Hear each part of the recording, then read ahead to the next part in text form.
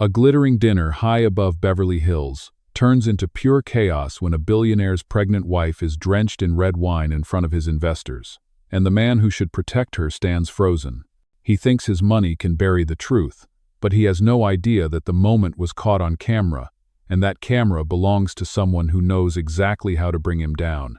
What follows is a storm of lies, betrayal, and justice served colder than champagne.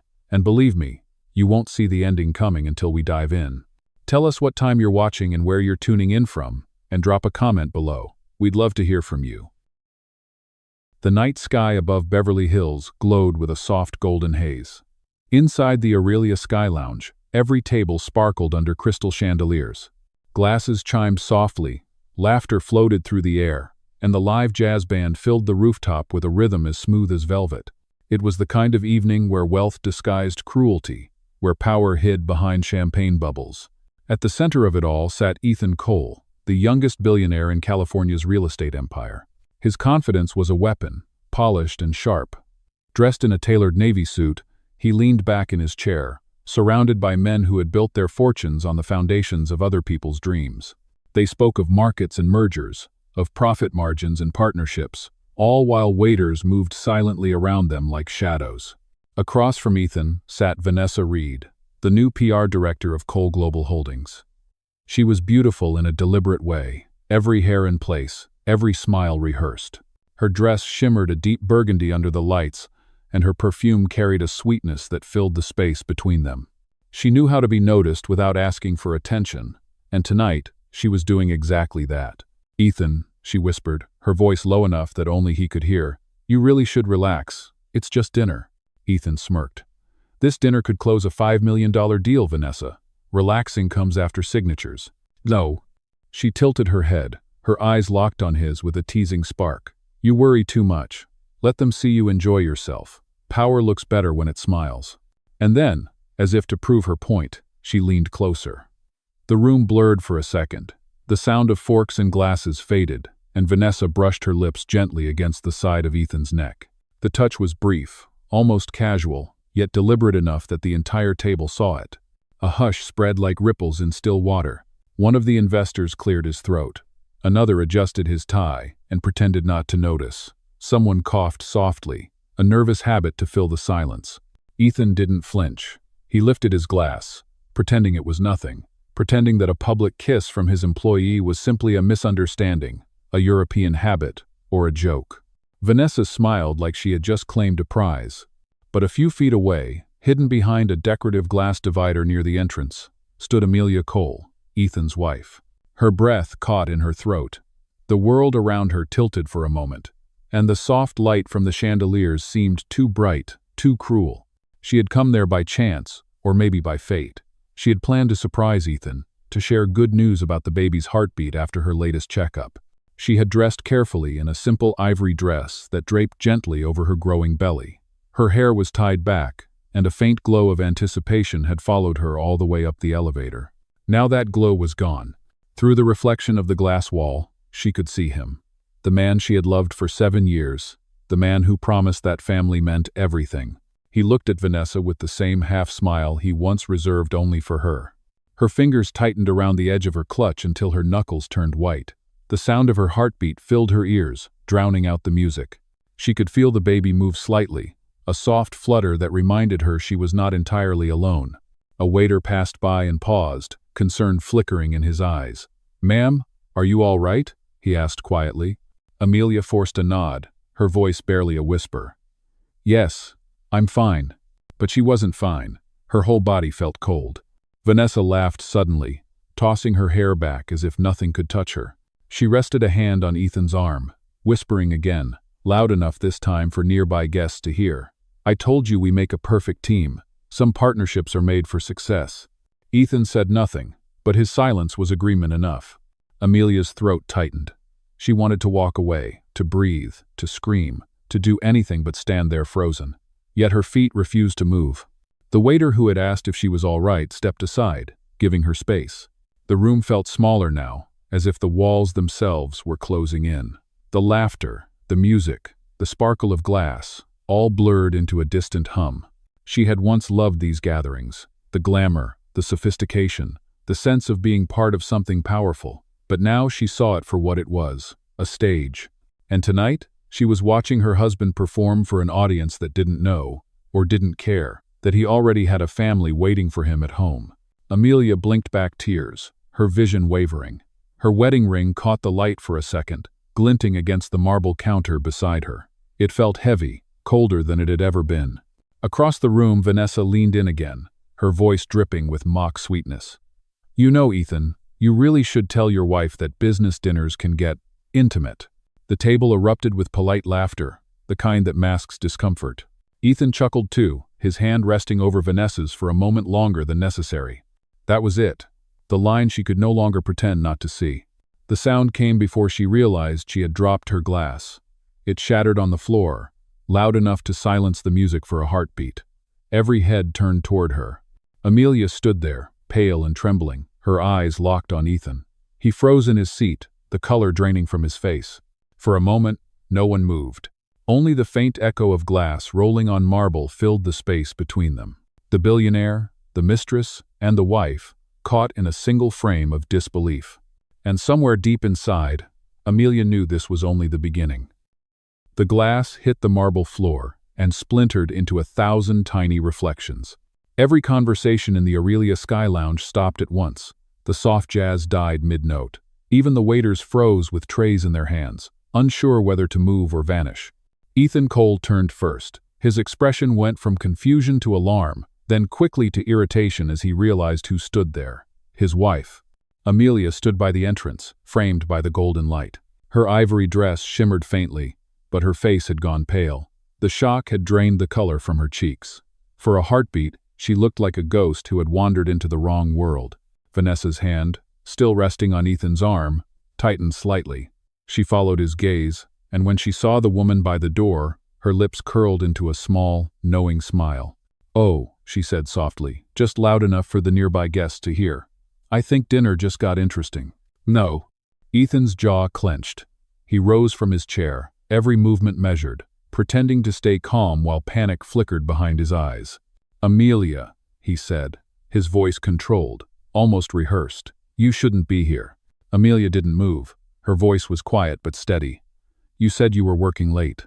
The guests exchanged glances. Some pretended to check their phones, others stared down at their plates. The air had turned heavy. It was no longer a dinner. It was a scene no one wanted to witness, but no one could turn away from. Vanessa reached for her glass of wine, sipping it slowly, eyes never leaving Amelia. She must have misunderstood Ethan. These corporate dinners can be confusing. Her tone was honeyed with false sympathy.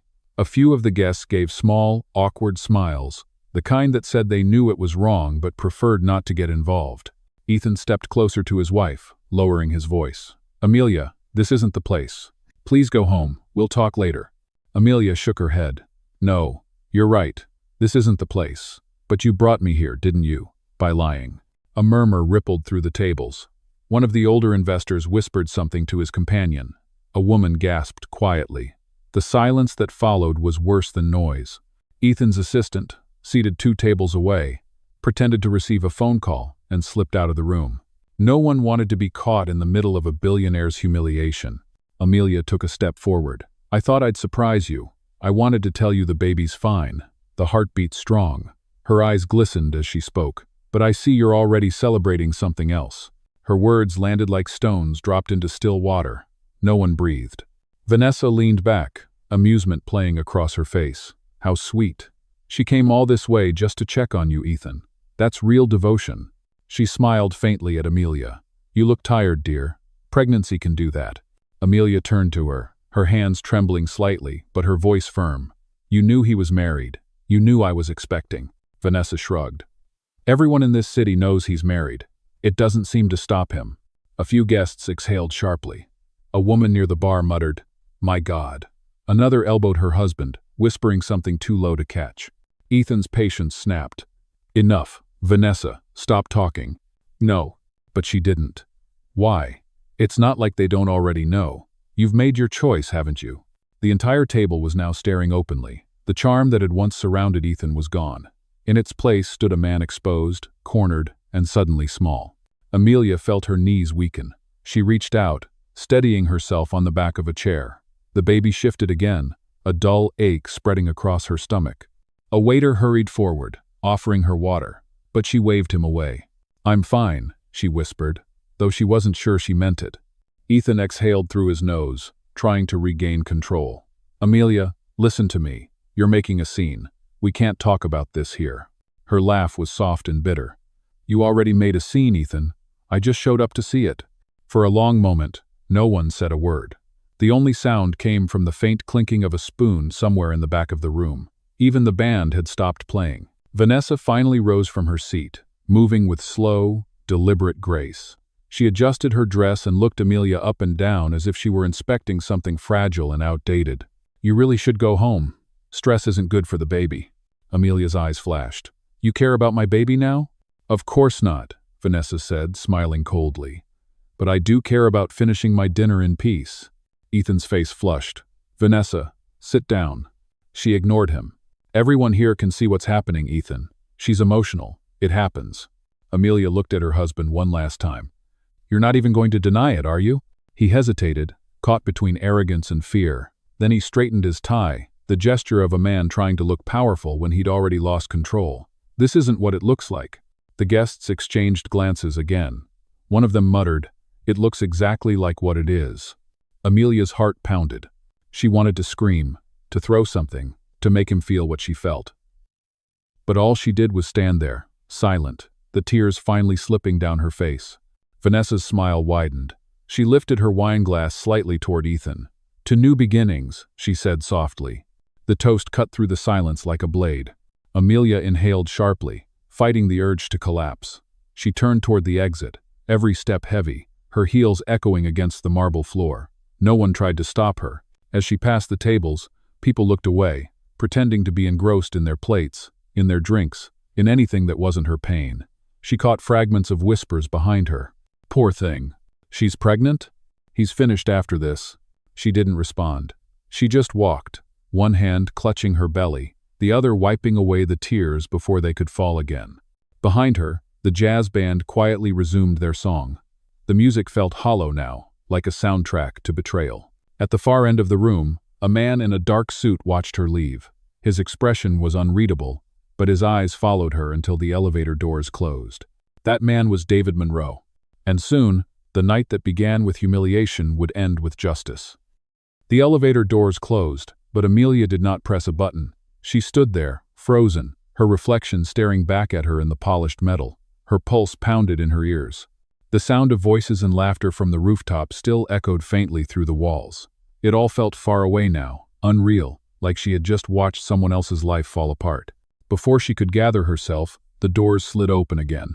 Ethan stepped inside, his face tight with anger, his tie slightly undone. He pressed the button for the ground floor, then turned toward her. "Amelia," he said, his tone flat, practiced.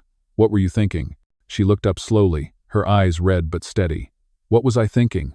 You lied to me. You said you were working late, and I walk in and find you with her." Ethan pinched the bridge of his nose, exhaling sharply. "You shouldn't have come here. You embarrassed me in front of everyone. That dinner was important. Do you have any idea what's at stake?" Amelia's voice cracked slightly. "At stake? You mean your image, your deals, your precious reputation. What about me, Ethan? What about our baby?" He stepped closer, lowering his voice as if she were a child throwing a tantrum. "You're emotional. I understand that. It's normal during pregnancy. But this kind of scene can ruin months of negotiations." Her expression hardened. "Don't you dare turn this on me." "No. I'm not turning anything," he said, forcing a calm smile. "You're overreacting. Vanessa is just my PR director. You know how these events work. People drink, they flirt a little, it's all part of networking." Amelia stared at him, disbelief flooding her face. "You call that networking? She kissed you, Ethan, in front of everyone, and you didn't stop her." He shrugged, feigning nonchalance. "She got carried away. It happens. I didn't want to make a scene." "You doubt." Amelia shook her head slowly, her voice trembling but fierce. "You didn't want to make a scene, but you let her humiliate me in public." Ethan looked away, jaw tightening. "You walked in at the wrong moment. You didn't see what happened before. You always jump to conclusions." Her laughter was dry, bitter. "Jump to conclusions? I saw enough. And everyone else did too. The elevator stopped at the lobby. The doors opened, but neither of them moved. The soft light from the hallway spilled into the space between them. Amelia took a step out, but Ethan caught her wrist. "Wait, we need to talk about this privately." She pulled her hand back. "Everything you did was public. You don't get privacy now." He sighed, his patience thinning. "You're making this harder than it needs to be. We can fix this. We just need to control the story before it spreads." Amelia turned to face him fully. "Control the story. That's all you care about, isn't it? Not the truth, not me, not what you've done. Just the story." Ethan's voice grew sharper. "I'm doing what I have to do. I have investors, shareholders, the press, watching every move. You don't understand what that kind of pressure is like." Her eyes burned with restrained anger. "You think betrayal is pressure? Try carrying a child for a man who lies every night and still expects to be worshipped." He opened his mouth, then closed it. For the first time that night, he had no clever answer. Amelia took a deep breath and started walking toward the exit. He followed her. In the main lobby, the golden lights from the chandeliers reflected off the marble floor. A few guests were still arriving for later reservations. The hostess smiled politely, unaware of the storm brewing just a few feet away. Ethan caught up with her again. "You can't just walk out like this. People saw you. If anyone asks, you say you misunderstood. That's all." Amelia stopped, turning back to him with disbelief. "You want me to lie for you?" He lowered his voice. "It's not a lie. It's just simplifying things. We'll make a statement, something about a miscommunication. It'll blow over." Her shoulders squared. "You mean you'll make it blow over? You always do." "Because I know how to protect us," he said. "I know how to fix things. You should trust me." Amelia took a slow step closer until their faces were only inches apart. Her voice dropped to a whisper. "You stopped being trustworthy the moment you let her touch you." His expression faltered, then hardened again. "You don't know what you're talking about. You've been distant for months. I needed someone to talk to, someone who understood what I deal with every day." She stared at him, her voice trembling with disbelief. "You're blaming me now?" "I'm not blaming," he said quickly. "I'm explaining. Marriage is complicated. You've been focused on the baby, and I've been focused on keeping everything running. We drifted, that's all." Amelia's hand went instinctively to her stomach.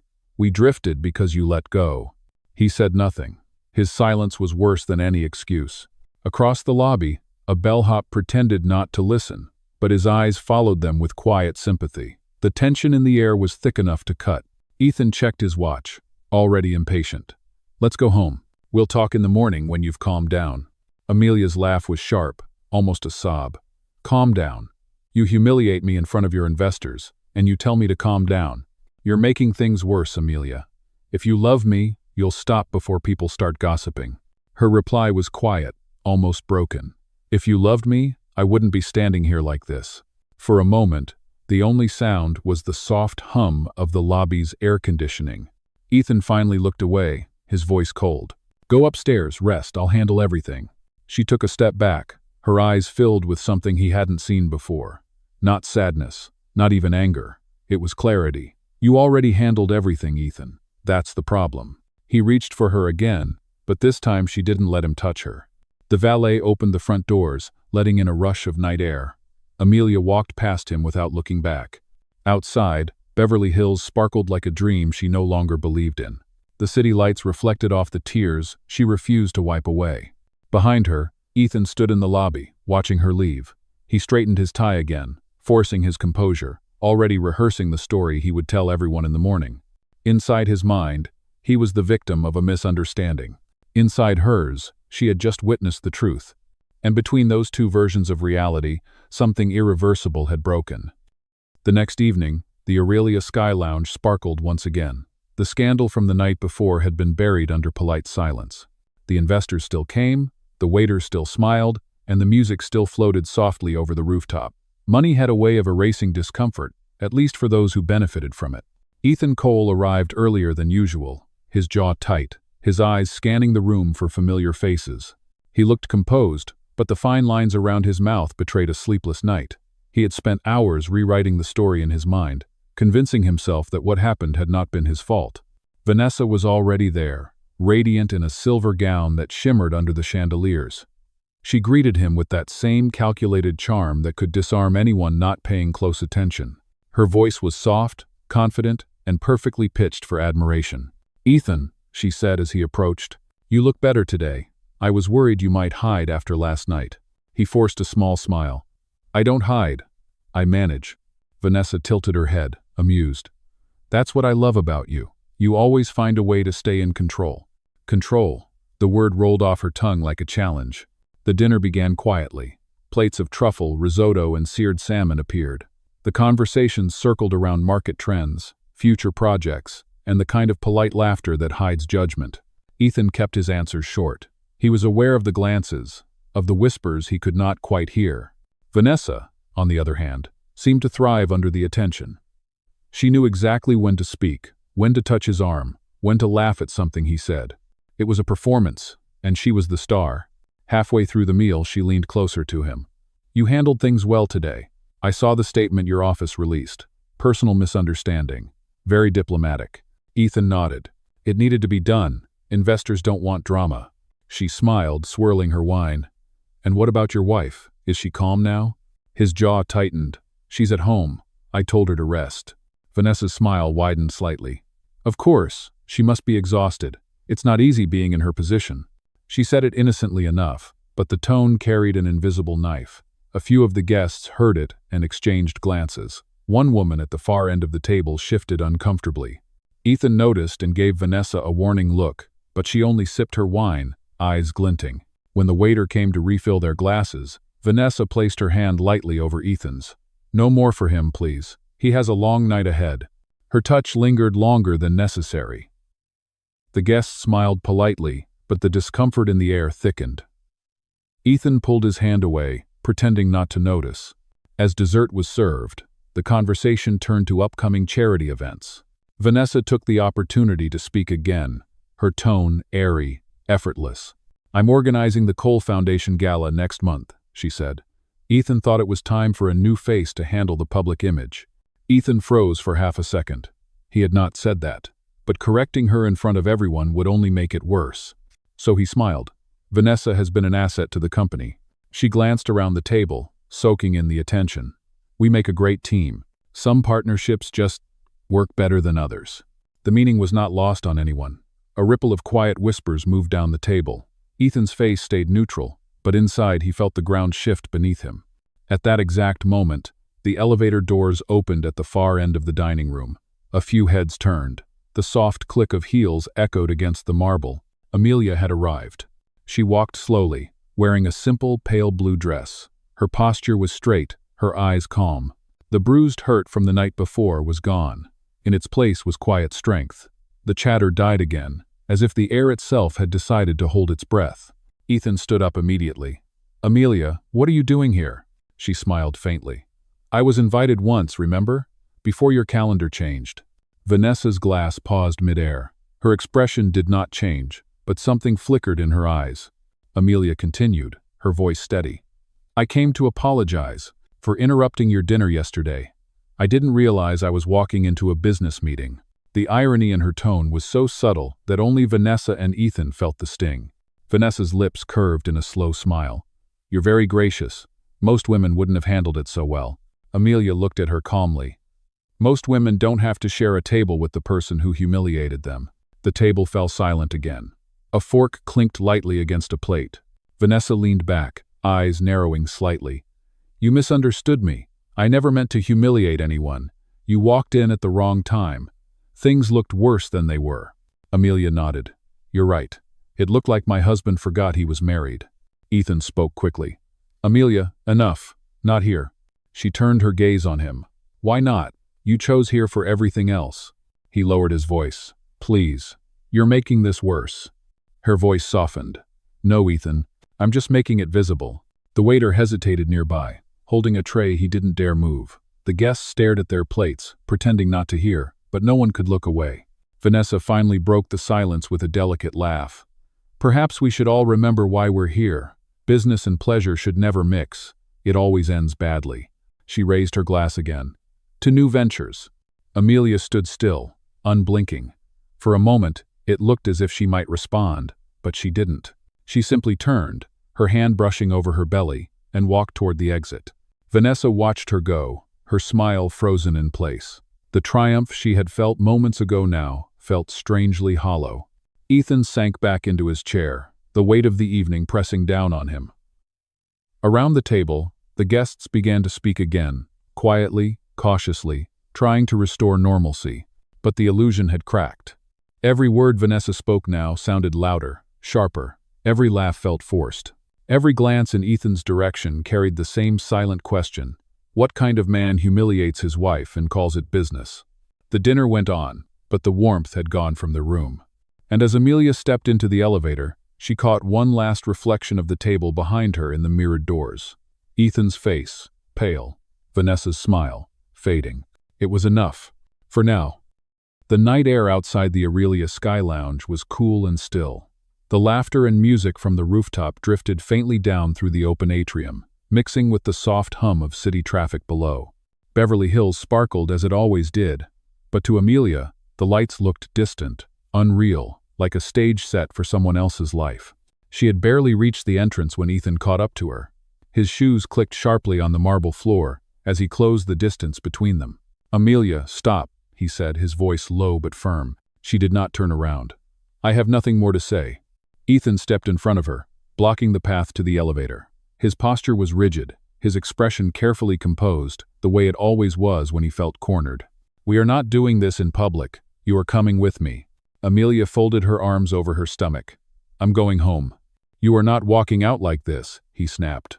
Then, forcing a smile, he lowered his tone again. "You are overreacting. We'll talk privately, away from all this noise." Her eyes lifted to his. "There is no noise, Ethan. There's only you trying to silence me." A flash of anger flickered behind his calm exterior. He stepped closer, lowering his voice until it was almost a whisper. "You think you can humiliate me twice in front of my investors and just walk away? Do you have any idea what kind of damage you're causing?" Amelia stayed quiet, letting his words hang in the air. He took her silence as weakness, as he always did. "I built everything we have," he continued, his tone measured, almost rehearsed. "The house, the cars, the life you live. Do you really want to throw that away because of a misunderstanding?" She shook her head slightly. "It wasn't a misunderstanding. It was betrayal." "Betrayal," he repeated with a dry laugh. "You're dramatic. I made a mistake, and you're turning it into a public spectacle. Do you realize how this looks for me?" "For you," she echoed quietly. "Everything is always for you." He exhaled sharply, his patience thinning. "You're emotional. You're pregnant. I get it. But you need to think rationally. You can't keep appearing at these events. You're not helping anyone." Amelia's voice was calm but cold. "You mean I'm not helping your image?" He ignored the remark. "You need to stop this behavior before it goes too far. I can cut your cards, the accounts, everything. Do you understand?" Amelia blinked slowly, studying him. "You would cut off your own wife while she's carrying your child?" Ethan's jaw tightened. "If you keep acting like this, yes, you are not above consequences." She took a small step closer, her voice barely above a whisper. "Neither are you." For a brief second, the words unsettled him. He straightened his jacket, trying to regain control. "You think anyone will believe you over me? I'm respected. You're emotional, unstable. They'll say you imagined it." Her lips curved slightly, not in a smile but in realization. "You're not afraid of losing me. You're afraid of losing control." Ethan's eyes narrowed. "Control is what keeps this empire standing. Without it, everything falls apart, including you." She let out a small breath, almost a laugh.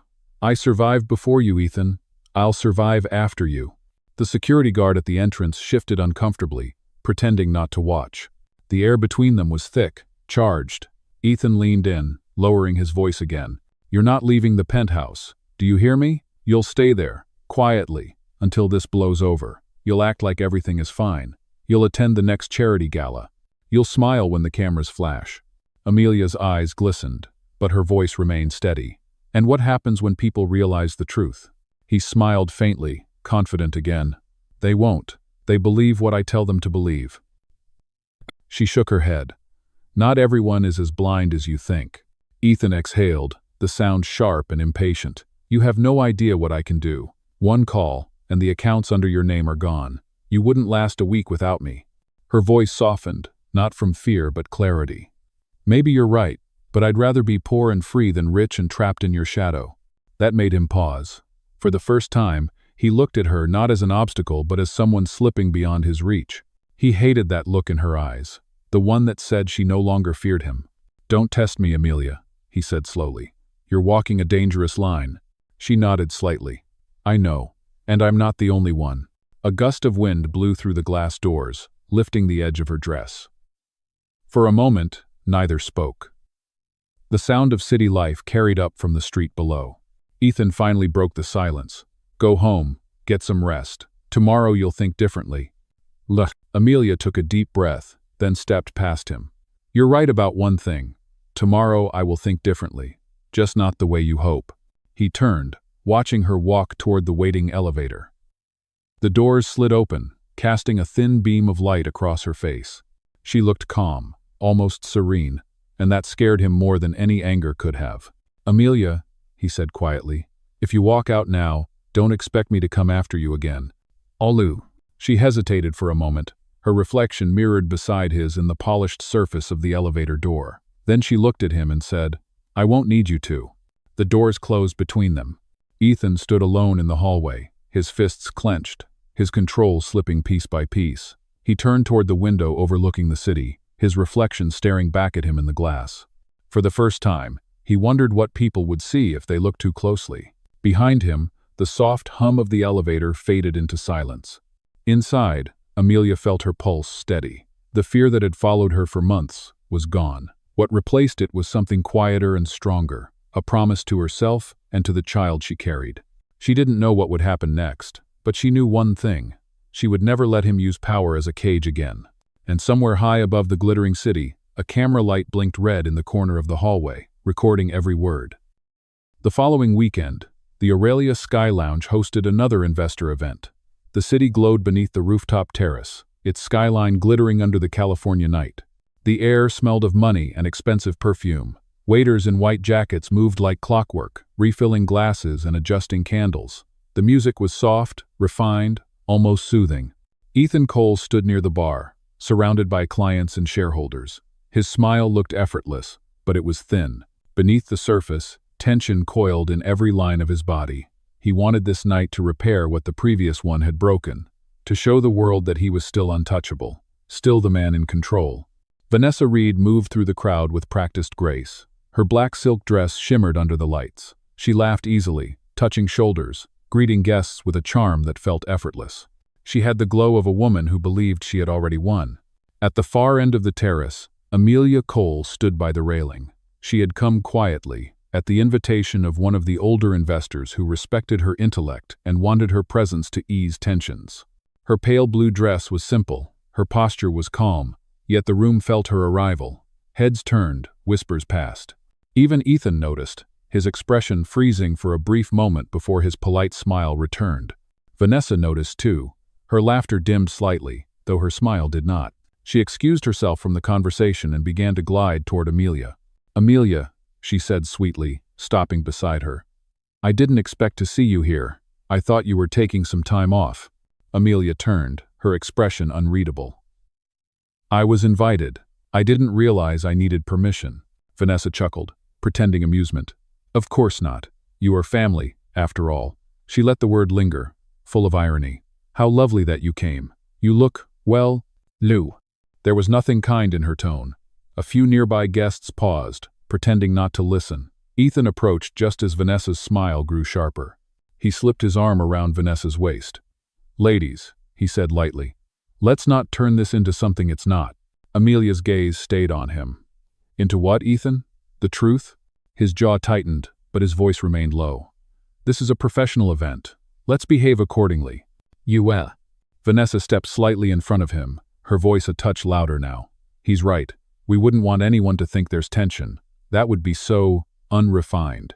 Her words drew small, knowing smiles from a few guests. Amelia kept her composure. "Refinement doesn't hide cruelty, Vanessa." Vanessa's smile never wavered. "Cruelty? Oh dear, I think you misunderstood. I was simply admiring how calm you seem. Most women would have left the city by now after what happened." "Do?"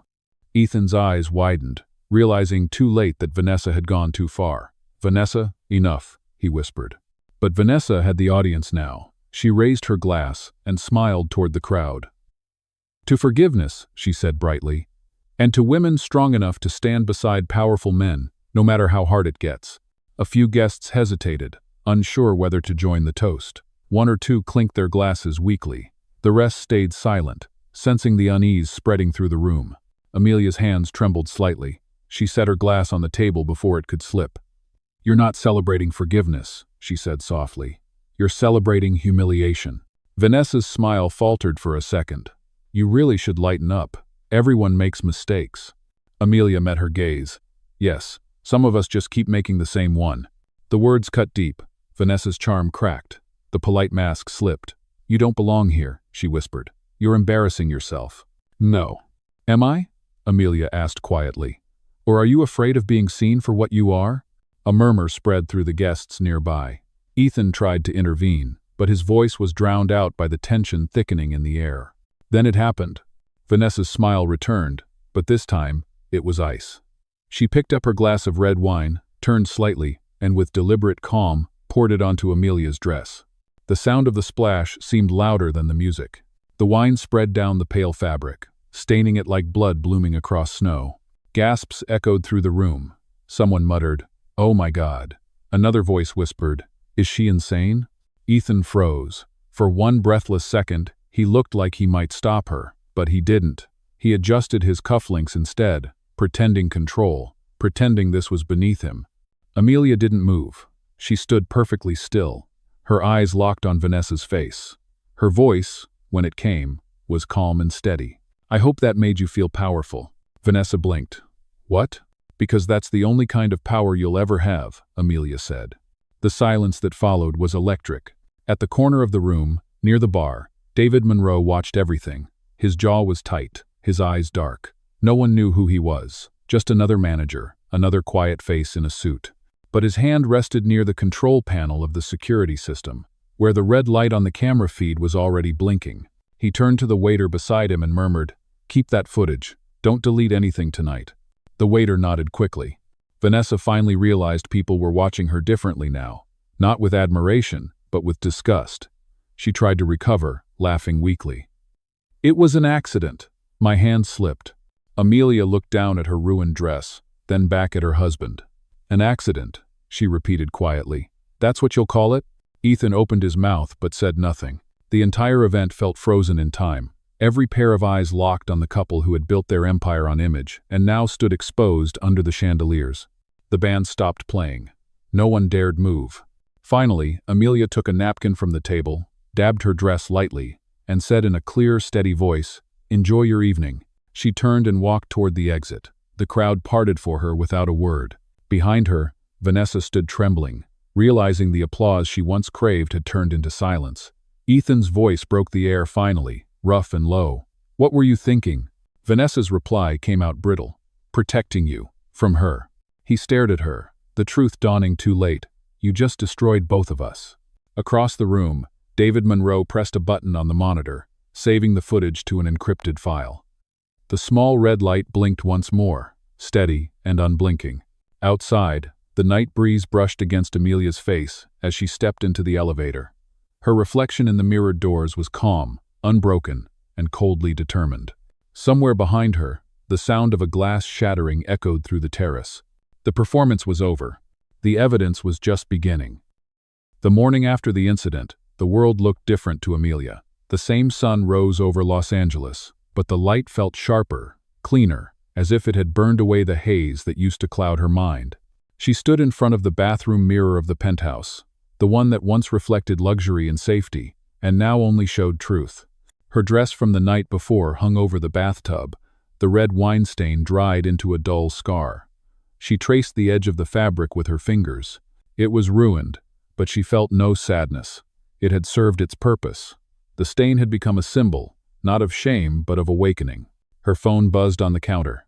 Dozens of messages. Some from friends pretending concern, others from gossip blogs already whispering about the investor dinner incident. She ignored them all. When she finally left the bathroom, Ethan was sitting on the edge of the bed, phone pressed to his ear, barking orders. His tone was clipped, his voice cold. "I don't care what it costs. Get every copy of that video deleted. The footage doesn't leave that building, understand? He ended the call and looked up at her. You should have stayed out of it. Now everyone's talking again. Amelia met his gaze without fear. You mean they're seeing you for who you are? Ethan stood, buttoning his cufflinks. I'm fixing this. I have people who handle these kinds of things. But I need you to cooperate. No statements, no posts, no appearances. No. I'm not your public relations problem, she said quietly. I'm your wife. At least I used to be. His expression darkened. Don't start this again. You're making things harder for both of us. Amelia took a slow breath. You keep saying that, as if I'm the one causing damage. You threw away our marriage, Ethan. You did it every time you lied. He laughed without humor. You don't get it. You've never understood how this world works. Power isn't about love. It's about survival. Lou. Amelia stepped closer until they were only a few feet apart. Her voice was steady. You're right. I didn't understand. I thought power was supposed to protect people, not destroy them. He scoffed. You're talking like a saint now, but you enjoy this life as much as I do. The cars, the staff, the house. You think that just happens? I thought it was built on work, she said. Now I know it was built on fear. For the first time, he faltered. Her tone wasn't angry. It was calm, certain. That was what frightened him. The doorbell rang. Ethan frowned. Stay here. He walked to the foyer and opened the door. Vanessa stood there, sunglasses hiding her eyes, holding a designer bag. What are you doing here? He asked, his voice low. She took off her glasses, revealing swollen eyes. We need to talk. You won't answer my calls. Amelia stepped into the hallway. Her presence froze both of them. You have a lot of nerve, she said quietly. Vanessa's lips parted. Amelia, listen. I'm sorry about last night. It got out of hand. I was drunk, upset. I didn't mean to. You meant every word, Amelia interrupted, and every drop of that wine. Vanessa's apology collapsed into silence. Ethan rubbed his temples. This isn't helping. Vanessa, you should go. Vanessa looked at him, desperation flickering in her eyes. You're not going to leave me out there, are you? They're already calling. The media, the board. They think I'm toxic. Zero. Ethan's tone was cold. You did that to yourself. She blinked. So that's it? You're done with me too? Amelia watched him. Too, she repeated softly. That word says everything. Ethan turned to her, frustration spilling over. You think you're above this? You think walking away will make you righteous? You'll lose everything. Amelia's chin lifted slightly. Maybe, but at least I'll lose it on my own terms. He took a step forward, voice rising. Don't test me, Amelia. You have no idea what I can do. Her voice didn't waver. And you have no idea what I will do. The quiet conviction in her tone made him stop. Vanessa stared at her, uncertain whether to laugh or be afraid. Amelia turned to the hallway table and picked up her phone. You spent all morning trying to erase the evidence, she said. But you should know, the footage from last night was already copied. A friend made sure of it. Ethan froze. You're bluffing. One? She looked him straight in the eye. Am I? Vanessa's voice trembled. Who has it? You'll find out soon enough, Amelia said. But don't worry, it's not for revenge, it's for accountability. Ethan's anger flared again. You think you can threaten me with some video? I don't need to threaten you, she replied. The truth will do that for me. For a long moment, no one spoke. The ticking of the clock on the wall filled the silence. Finally, Amelia stepped back, her expression calm. I'm done living by your rules. I'll handle things my way now. Ethan's voice dropped to a whisper. You'll regret this. She gave him a sad smile. No, Ethan, you will. Amelia turned toward the door. Vanessa moved slightly, as if to stop her, but Ethan lifted his hand, letting her go. The elevator doors opened, the same ones that had once carried her to dinners, galas, and silent humiliation. Now they waited like an escape. She stepped inside, pressed the button, and met her husband's eyes one last time before the doors closed. In the quiet of the descending elevator, Amelia exhaled. Her reflection in the mirrored walls looked different now. Her face was tired but strong. Her eyes no longer carried fear. When she reached the lobby, the concierge greeted her with concern. Mrs. Cole, do you need a car tonight? She shook her head. No, just freedom. Outside, the night smelled of rain. The city lights blurred in the wet pavement as she walked away, one hand resting gently on her stomach. Upstairs, Ethan and Vanessa stood in silence, the weight of her words sinking in. She's bluffing, Vanessa whispered. Ethan didn't answer. His thoughts were spinning. He remembered the faint red light from the corner of the room, the one he had ignored. Vanessa's voice cracked. "If that footage gets out, it's over. For both of us." Lied. Ethan stared at the window, watching the city stretch endlessly below. "Then we make sure it doesn't."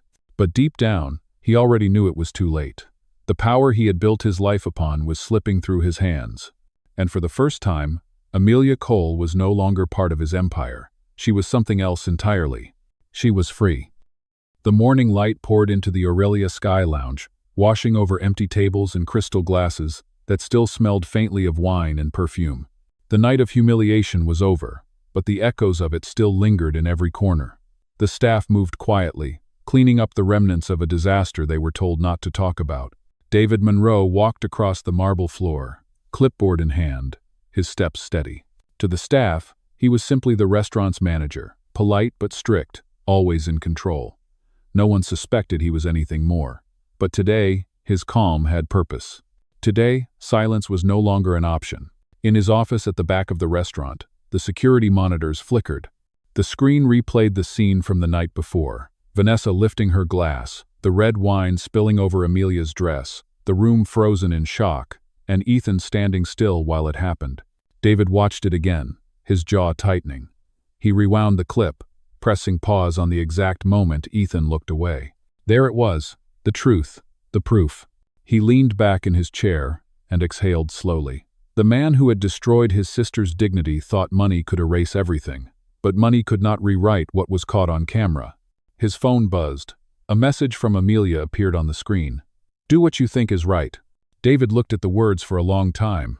Then he nodded to himself and stood. Later that afternoon, Ethan arrived at the restaurant. He wore sunglasses and carried the false confidence of a man used to commanding rooms. Vanessa followed close behind, her smile brittle, her nerves barely hidden beneath layers of perfume and poise. The investors were already waiting in the private dining room. They had called an emergency meeting, one Ethan insisted he could handle personally. He told himself it would be simple. Apologies, explanations, promises. He had done it 100 times before. When he walked in, David was standing by the large screen at the end of the room. He looked up, his expression calm, professional. "Mr. Cole," David said politely. "Thank you for coming. We were just setting up the presentation for the board." Ethan frowned. "What presentation?" David gestured toward the seats. "Please, have a seat. I believe everyone should see this before any further discussions." "1. Ethan hesitated, then smiled thinly. "Fine, but make it quick." The investors murmured quietly as David turned on the monitor. The video began to play. The audio was clear, the camera steady. There was Vanessa, her laughter sharp, her hand lifting the glass. Then the moment, the wine, the gasp, the silence. Vanessa's face drained of color. Ethan's knuckles turned white around the armrest. "Turn it off," Ethan ordered. David didn't move. "I will, as soon as everyone here sees what happened next." He let the video continue. Amelia's voice filled the room. "I hope that made you feel powerful." The words cut through the air like glass. When the footage ended, the room was silent except for the hum of the projector. One of the investors cleared his throat. "This is very troubling, Mr. Cole. We were told this incident was exaggerated." Ethan forced a smile that didn't reach his eyes. "It was a misunderstanding. My wife," David interrupted quietly. "Your wife was assaulted in this restaurant, sir. And the man who allowed it to happen stood right there." He pointed to the screen. "That man was you." Ethan stood abruptly, his chair scraping the floor. "Who do you think you are?" David's voice stayed level. "Someone who believes in accountability." Ethan's composure cracked. "Do you have any idea who you're talking to? I could have you fired before sunset." David smiled faintly. "You could try. But before you do, perhaps you should know who I am." He reached into his jacket pocket and pulled out a worn leather badge case. He opened it slowly, revealing the insignia of the U.S. military police. David Monroe, former officer, investigative division, and more importantly, brother to Amelia Cole. A collective gasp moved through the room. Vanessa whispered, "Oh my God." Ethan's face went pale. "You've been recording me?" David's tone sharpened. "You recorded yourself. My job was just to make sure it didn't disappear." He turned to the investors. "Everything you saw has been verified. The footage is protected. Attempting to destroy it would constitute evidence tampering." Ethan's voice rose. "You can't do this. You don't have the right." "I have every right," David said calmly. "And so does she." He nodded toward the door. Every head turned. Amelia stepped into the room. She looked different now, composed, steady, glowing not from wealth but from conviction. She met Ethan's eyes without fear. "Hello, Ethan," she said quietly. "I came to make sure you heard this in person." Ethan stared at her, speechless. She turned to the investors. "I didn't come here for revenge. I came because the truth deserves a witness." David nodded slightly, letting her take the floor. "The man you see on that video," Amelia continued, "isn't just my husband. He's the person who built an empire on silence. Every time he lied, every time he hurt someone and paid them to disappear, he grew stronger, until last night. Last night he finally taught himself what it feels like to lose control." Her words landed like a verdict. Ethan's voice was a whisper now. "You're destroying me." "No," Amelia said. "You destroyed yourself. I'm just done pretending not to see it." Vanessa stood, her face trembling. "Please, Amelia, you don't understand. I was manipulated too." Amelia cut her off gently. "You chose who to be. Now live with it." David turned to the investors. "This meeting is concluded. A copy of the footage has already been submitted to the authorities. You'll receive the official report by morning." Ethan lunged forward. "You can't expose me like this." David didn't flinch. "You already exposed yourself." Two security guards appeared at the door, waiting silently. Ethan looked around the room, searching for an ally. No one met his eyes. The empire he had built on charm and intimidation had evaporated in a single afternoon. Amelia stepped closer to him. Her voice was soft but final. "You once told me power was about survival. You were right, and now I'm surviving without you." She turned and walked out, David beside her. The door closed quietly behind them. For a long moment, no one in the boardroom spoke. Then one of the investors whispered what everyone was thinking. That was the end of Ethan Cole. By the next morning, the story had already broken. Every major news outlet carried the same headline: "Billionaire Ethan Cole caught in scandal involving pregnant wife and PR director." The footage from the Aurelia Sky Lounge spread across the internet like wildfire. It played on morning shows, business channels, and gossip sites. The images were impossible to deny. The wine spilling, the silence of the crowd, and the moment Ethan turned his back while his wife stood drenched in humiliation. Ethan watched it all from the penthouse office he once called his kingdom.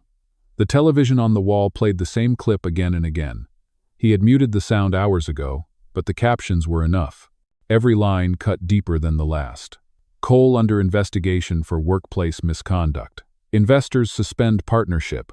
Cole Global shares plummet 43% overnight.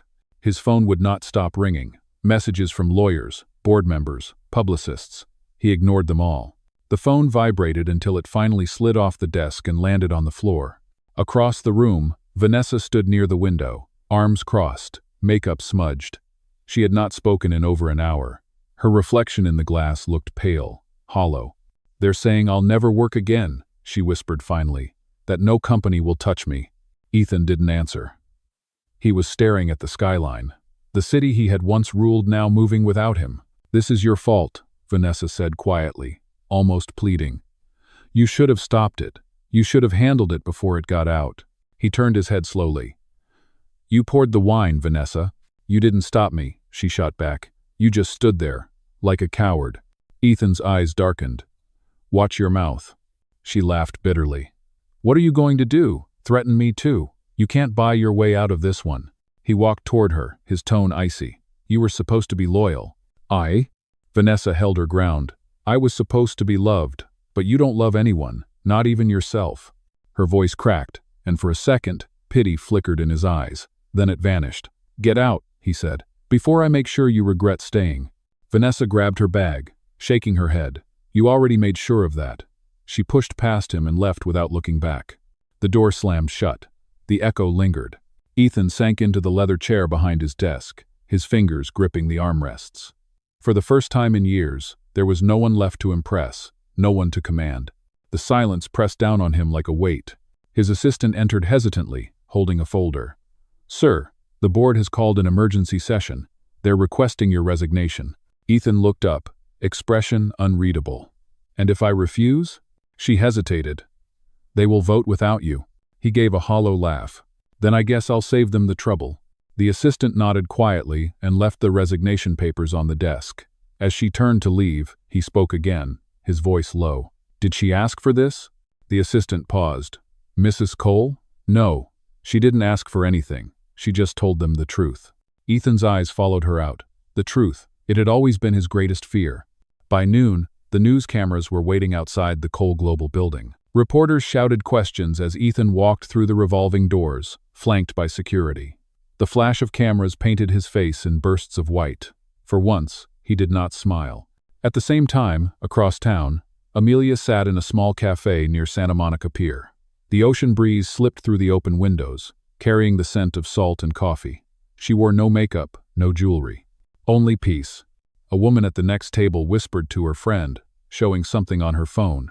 Amelia didn't have to look to know what it was. She could feel the weight of their glances, the mix of pity and admiration. She had become a headline too, but not one she wanted. Her phone buzzed again. This time, it was a message from David.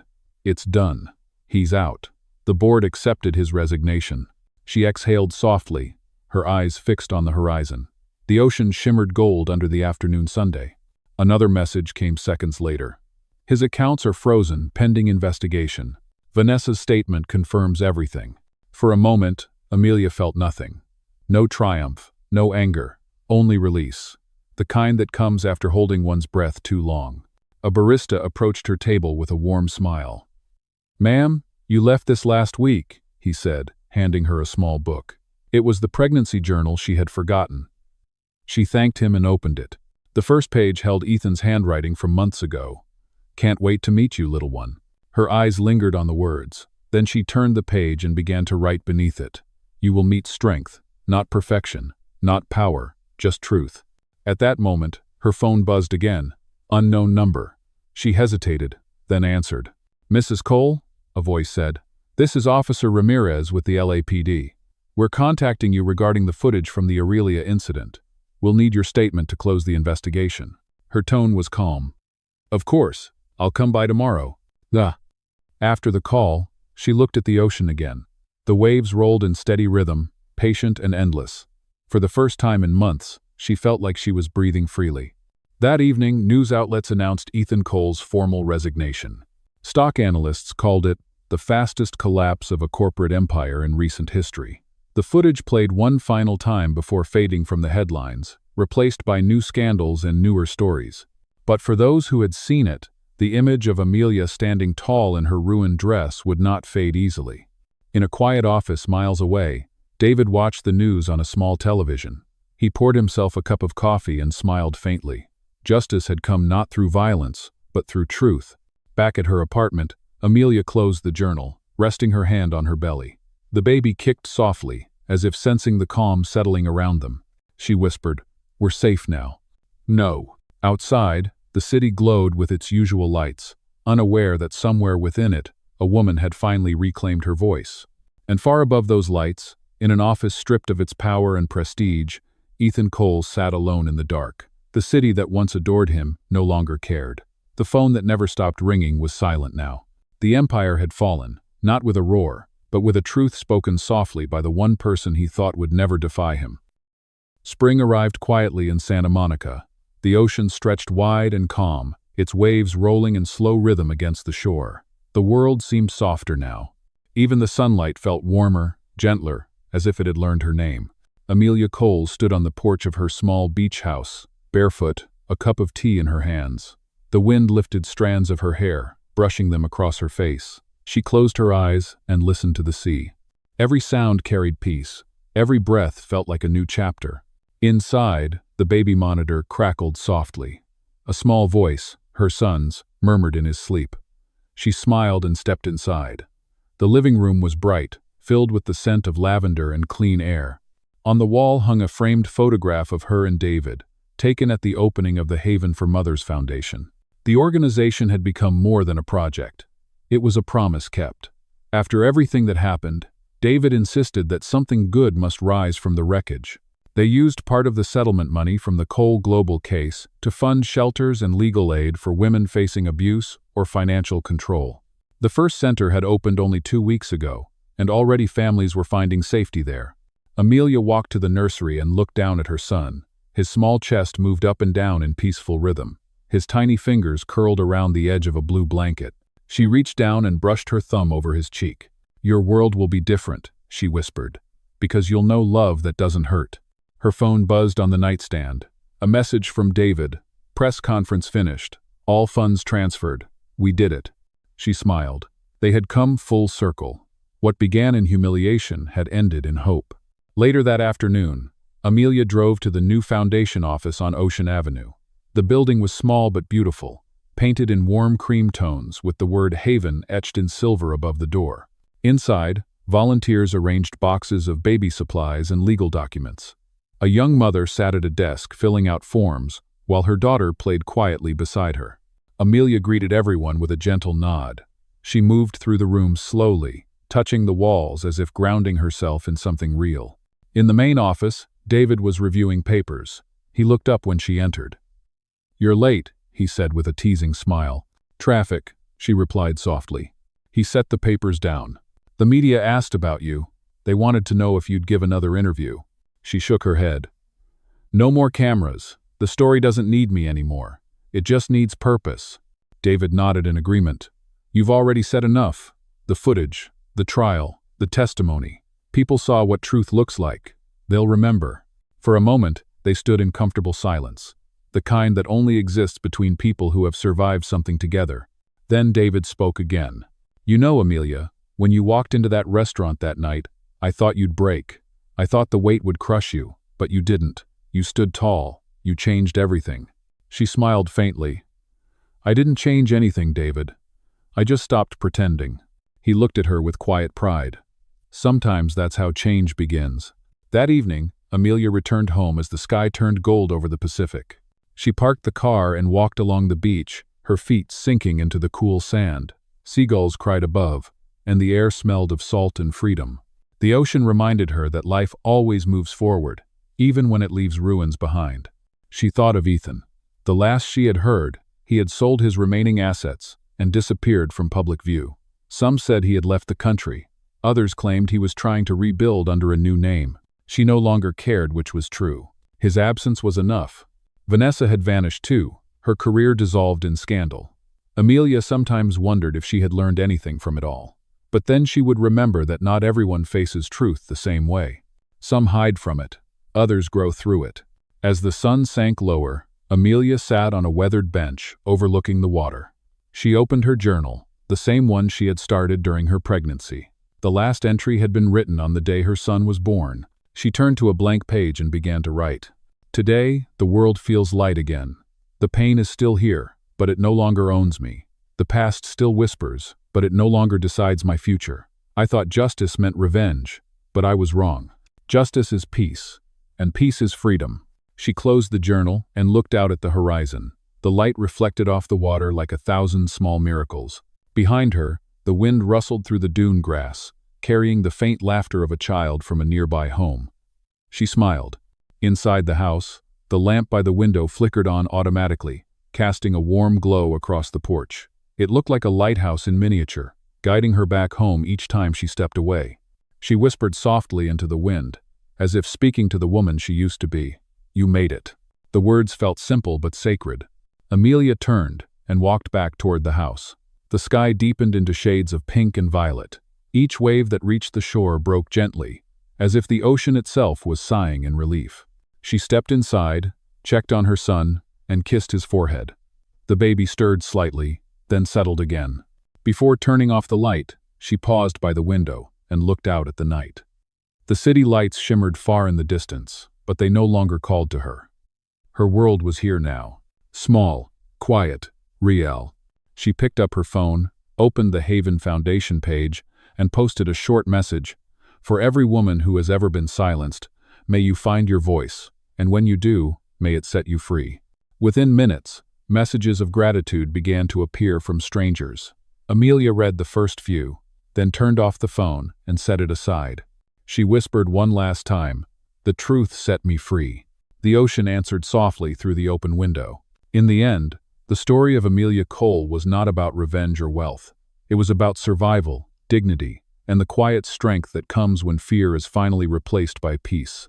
And as she drifted to sleep that night, the sound of the waves carried her into a future that belonged entirely to her.